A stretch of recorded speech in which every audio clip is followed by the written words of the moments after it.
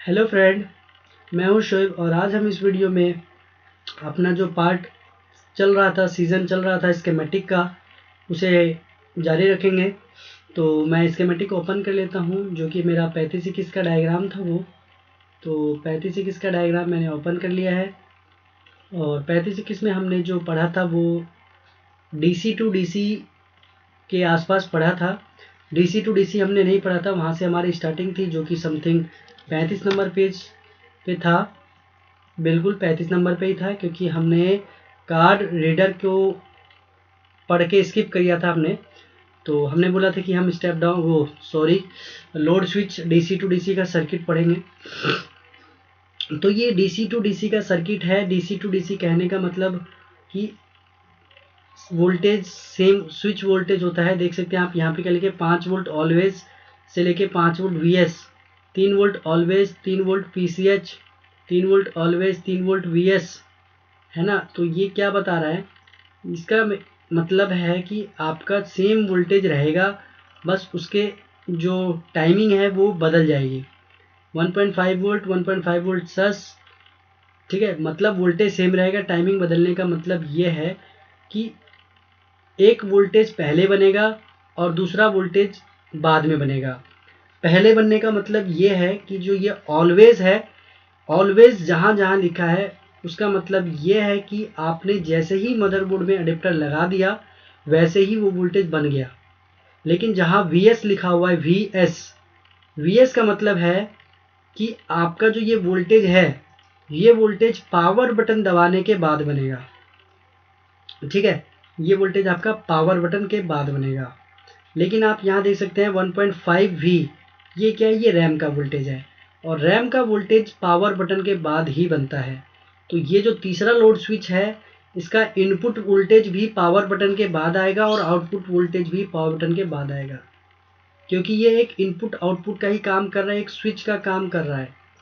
Switch कहने का मतलब सिंपल आपको समझ में आना चाहिए। यहाँ पे आप देख सकते हैं कि मैं इसको जूम कर लेता हूँ पहले। यहाँ पे देख सकते हैं, यहाँ 5 वोल्ट लिखा है जो कि इनपुट होता है और यहाँ से ये आउटपुट हो जाता है। वोल्टेज तो सेम रहता है, लेकिन सिर्फ उसके नाम में फ़र्क आता है, क्योंकि उसकी टाइमिंग बदल जाती है। 5 वोल्ट ऑलवेज पहले बनता है, लेकिन ये आफ्टर पावर बटन बजता है, तो इसकी टाइमिंग चेंज हो गई, ठीक है। अगर पहले वाली ये वोल्टेज नहीं आएगी तो आपका ये वोल्टेज भी नहीं बन सकता, क्योंकि ये वोल्टेज भी इसके बदले ही बनता है ना। यही वोल्टेज तो जाता है, क्योंकि आपको पता है मॉसफेट कैसे काम करता है। मॉसफेट का काम है कि अगर ड्रेन पे है और अगर आप सोर्स पे भेजना चाहते हो तो गेट पे दे दो वोल्टेज, रिक्वायरमेंट वोल्टेज, चाहे एन चैनल का है तो उसके हिसाब से या पी चैनल है तो उसके हिसाब से, है ना। तो यहाँ पे 5 वोल्टेज है और यहाँ पे 5 वोल्टेज जाएगा। तो 5 से 5 कब होगा, जब ये एन चैनल का मॉसफेट है, इसका जो गेट वोल्टेज होगा VGS प्लस होना चाहिए, मतलब इनपुट से बड़ा वोल्टेज इसके गेट पे होना चाहिए, तब ये आउटपुट करेगा पूरा का पूरा वोल्टेज, ठीक है ना। जैसे आपने 19 वोल्ट का मॉसफेट देख रखा है, आपको पता है कि यहाँ पे जो 19 वोल्ट आता है वो 19 वोल्ट कैसे आउटपुट होता है ना। अगर पी चैनल है तो इस पर आप 0 से लेके 9 वोल्ट देते हो, अगर एन चैनल है तो 22 वोल्ट से लेके आप 28 वोल्ट तक देते हो, ठीक है। सेम तो क्या होता है, वोल्टेज देने से आपका जो 19 वोल्ट है वो सोर्स से ड्रेन की तरफ चला जाता है और फिर सेकंड मॉसफेट के पे वही चीज़ होता है जो कि फर्स्ट मॉसफेट पे हुआ था गेट के अकॉर्डिंग, और फिर वो CLR पे चला जाता है। तो वही चीज़ यहाँ लोड स्विच, मतलब लोड स्विच ये इस सर्किट का नाम है, स्विच हो रहा है। बस वोल्टेज का फ़र्क है कि वोल्टेज 5 वोल्ट का कन्वर्जन है, मतलब 5 वोल्ट ट्रांसफ़र हो रहा है, 3 वोल्ट ट्रांसफ़र हो रहा है और 1.5 वोल्ट ट्रांसफ़र हो रहा है।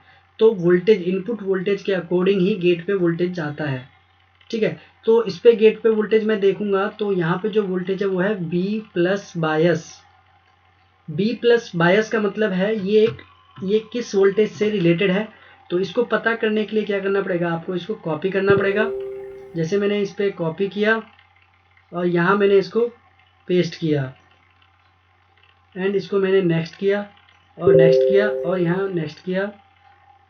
यहाँ पे भी नहीं मिला, यहाँ भी नहीं मिला, तो मैंने इसको आगे लेके गया और यहाँ पे देख सकते हैं, यहाँ पे वो सर्किट है बायस, क्योंकि यहाँ पे एक मॉसफेट का यूज़ किया गया और इसका जो इनपुट है वो B प्लस है।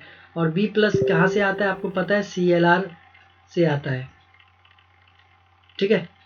B प्लस कहाँ से आता है, CLR से आता है। तो ये इनपुट यहाँ इस पी चैनल के सोर्स पे होता है और अकॉर्डिंग टू गेट, मतलब पी चैनल है तो इस पे लो वोल्टेज की रिक्वायरमेंट होती है, तो ये 19 वोल्ट आपका बी प्लस बायस बन जाता है।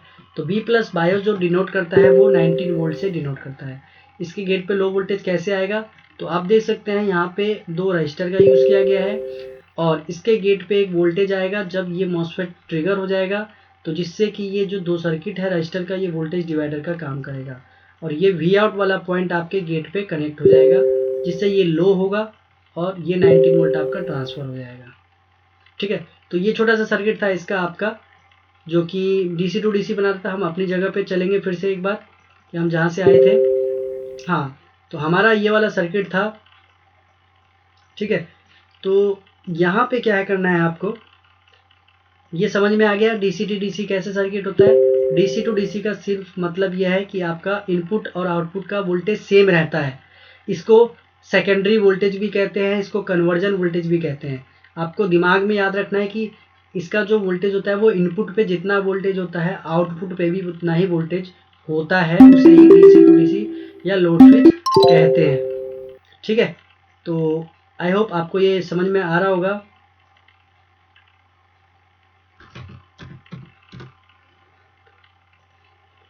फिर मैं आगे चलता हूँ सर्किट को, क्योंकि इस सर्किट का नाम देखोगे तो लिखा है डीसी डीसी इंटरफेस। ठीक है ना, तो डीसी टू डीसी का सर्किट ये था हमारा।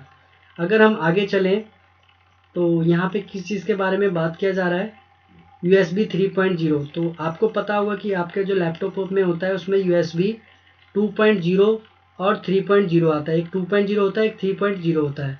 तो दोनों में क्या फ़र्क है, दोनों में फ़र्क बस पिनों का है कि 2.0 जो है 1 2 3 4 पिन का होता है और 3.0 जो है 9 पिन का होता है। 1 2 3 4 5 6 7 8 9 पिन का होता है। ठीक है, बस इतना ही फ़र्क है और कोई फ़र्क नहीं है। और आपको पता है जब पिने ज़्यादा हो गए तो क्या है, आपकी स्पीड थोड़ी सी बढ़ जाती है। तो ऐसा बिल्कुल सही है कि 2.0 में जो स्पीड नहीं मिलती वो आपको 3.0 में मिल जाती है। तो ये आपका USB देख सकते हैं, यहाँ पे 9 पिन है टोटल। आप यहाँ पे भी देख सकते हैं कि JUSB लिखा है, वहाँ पे लिखा है 1 से लेकर 9 तक की पिने हैं। और जो पावर वोल्ट मतलब USB को चलाने वाली वोल्टेज है वो 5 वोल्ट है। 5 वोल्ट से आपका USB चलता है। और जो बाकी पिने हैं वो इसकी डाटा लाइनें हैं, डाटा प्लस डाटा माइनस। जितना डाटा प्लस डाटा माइनस होगा स्पीड उतनी ज़्यादा होती है। 3.0 में जो एक्स्ट्रा पिन है वो डाटा की पिनें होती है, इसीलिए उसका स्पीड थोड़ा सा एक्स्ट्रा होता है। ठीक है ना। और यहाँ पे U3 है। U3 क्या है आपका, ये वही चीज़ है जो ये आपने 5 वोल्ट देखा था, उसका बर्थ प्लेस इसी IC से होता है। मतलब ये इनपुट पे यहाँ पे 5 वोल्ट आता है, जो कि आप देख सकते हैं यहाँ 5 वोल्ट है। 5 वोल्ट ऑलवेज जो कि आपका स्टेप डाउन का वोल्टेज बनता है, वही वोल्टेज इस IC का इनपुट बनता है। और इनेबल आने के बाद ये IC वी आउट करता है 5 वोल्ट, और ये 5 वोल्ट आपके USB के कनेक्टर पे चला जाता है। आपको पता है USB के पास एक फिल्टर कैपेसिटर होता है जो कि पोलर कैपेसिटर होता है। हर बोर्ड में नहीं, किसी किसी बोर्ड में लगा होता है पोलर कैपेसिटर। तो USB 3.0 था। और ये जो आप कॉइल देख रहे हैं, ये सारे कॉइल डेटा के लाइन में लगे हुए कॉइल हैं। ठीक है, मतलब जो डेटा है USB का वो इसी कॉइल को पार करके निकलता है। डुअल कॉइल होते हैं, पैक कॉइल। नेटवर्क आपने देखा होगा कि एक बॉक्स के अंदर 2 कॉइल का यूज़ किया जाता है, ये वही कॉइल है। और ये जो आप देख रहे हैं छोटा सा सर्किट, इसे कहते हैं ESD डायोड। ये प्रोटेक्शन सर्किट के लिए काम में आता है USB के। ठीक है, तो ये ESD डायोड है। बस इतना सर्किट है इस पेज के ऊपर, और कुछ नहीं है, आप देख सकते हैं वही चीज़ है। मैं अगर आपको बताऊं कि ये आपका पोर्ट है, ये दोनों 3.0 का पोर्ट है, और ये सारे आपके डेटा के पाथ में लगे हुए कॉइल हैं। ये आपका ESD डायोड है, और इस पोर्ट के लिए अलग से दिया गया है USB IC, और इस पोर्ट के लिए अलग से दिया गया है USB IC। बस ये सर्किट है इसमें। फिर आपका नेक्स्ट है, आपका देख सकते हैं, मैं इसको जूम करके दिखाता हूँ आपको, USB 2.0, जो कि USB 2.0 है। आपने देखा है कि लैपटॉप के अंदर क्या होता है कि अलग से कार्ड वाला भी USB आता है, जो कि एक स्ट्रिप से कनेक्ट किया जाता है। तो ये वही चीज़ है, डॉक्टर बोर्ड पे एक स्ट्रिप से कनेक्ट किया हुआ USB 2.0 USB है, और बोर्ड में जो USB लगा हुआ है वो 3.0 है। तो ये वाला अभी जो हमने देखा वो बोर्ड के ऊपर लगा हुआ था, और जो अभी आप देख रहे हैं 2.0, ये अलग से कार्ड है इसमें। तो कार्ड पे भी 2 है और बोर्ड पे भी 2 है। टोटल 4 USB में होता है 35 21 के अंदर। तो सेम इसमें क्या होता है कि आपका जो डेटा पाथ का लाइन होता है वो कम होता है। जैसे कि आप देख सकते हैं सिर्फ एक ही कॉइल का यूज़ किया गया है इसके अंदर, और आप ऊपर भी देख सकते हैं यहाँ पे भी एक ही कॉइल का यूज़ किया गया है। ठीक है, तो 2.0 और 3.0 में आपको फ़र्क समझ में आ गया कि इसकी डेटा लाइन ज़्यादा होती है, और जितना डेटा होगा उसके पाथ में लगे हुए कंपोनेंट भी ज़्यादा होंगे, और उसकी स्पीड भी डेटा के ऊपर ही निर्भर होती है। ठीक है, वोल्टेज कैसे बनता है तो आप देख सकते हैं यहाँ पे ये स्विच लगा हुआ है। 3.0 में जैसे स्विच था सेम उसी तरीके से आपका 2.0 में है। 5 वोल्ट इनपुट का काम कर रहा है, 4 नंबर पर इनेबल आएगा, और 8, 7, 6 नंबर से आउटपुट होगा आपका यूएसबी का वोल्टेज। ठीक है, तो फिर यूएसबी भी आपका ये फिनिश हो गया। फिर आपका है यहाँ पे मिनी कार्ड एलईडी। तो मिनी कार्ड ये वाईफाई वीलैन छोटे से होते हैं, ये हमारे किसी काम का नहीं है। ठीक है, तो इसको हम नेगलेक्ट करते हैं, एलईडी में हमें कोई इंटरेस्ट नहीं है। अभी है आपका fan, touchpad, keyboard, power switch. तो ये हमारा इस पेज के ऊपर 3 से 4 चीज़ दी गई है, डिस्कस किया गया है। पहले है पावर सर्किट, आप देख सकते हैं पावर का ऑन ऑफ सर्किट। तो ये 3521 में पावर ऑन ऑफ सर्किट है, और इस पे आपका ये स्विच होता है। बोर्ड पे भी आपने देखा होगा कि स्विच होता है, जैसे कि 3521 का बोर्ड है ये, 3521 के पीसीएच के बिल्कुल बगल में आपको स्विच नहीं दिया होगा, वहाँ पे क्या है प्रिंट लगे होते हैं, क्योंकि आपको पता है कोई भी कंपोनेंट बोर्ड पे ट्रैक दिए होते हैं, पहले उसी ट्रैक पे वो कंपोनेंट बैठे होते हैं। लेकिन क्या है कि ये जो स्विच टॉप साइड और बॉटम साइड है, कंपोनेंट नहीं दिया गया लेकिन उसके ट्रैक हैं, इसीलिए क्या है कि 3521 में पावर बटन नहीं रहने के बावजूद भी लोग पावर इसको ऑन कर देते हैं, क्योंकि वहाँ स्विच भी होता है। और आपको पता है कि आप जो पावर बटन का कनेक्टर होता है उस पर आप नेगेटिव ट्रिगर देते हो तो भी बोर्ड ऑन हो जाता है। ठीक है, तो ये पावर बटन का सर्किट था जिसमें एक डायोड का यूज़ कर रहे हैं। अगर डायोड ये ख़राब हो गया तो आप समझ लो कि आपके पावर बटन पे वोल्टेज नहीं आने वाला, और आप कितना भी ऑन करोगे ऑन नहीं होगा। ठीक है, या कभी कभी क्या होता है कि पावर बटन पे जैसे कि यहाँ से कितना वोल्टेज नीचे उतर रहा है 3 वोल्टेज, और ऑन ऑफ पे जो वोल्टेज आ रहा है वो 2 वोल्टेज आ रहा है। जो 2 वोल्ट होने के कारण आपका लैपटॉप ऑन नहीं होता, ऑन होते ही बंद हो जाता है, जिसका प्रॉब्लम क्रिएशन ये डायोड भी कर सकता है और ये कैपेसिटर भी कर सकता है। ठीक है ना, तो आपको एक बार डायोड को रिमूव करके मतलब चेंज करके देखना है। तो ऑन ऑफ सर्किट में कुछ नहीं है अलग से। फैन का कंट्रोल सर्किट, फैन कंट्रोल में क्या है ये देख सकते हैं, छोटा सा सर्किट है।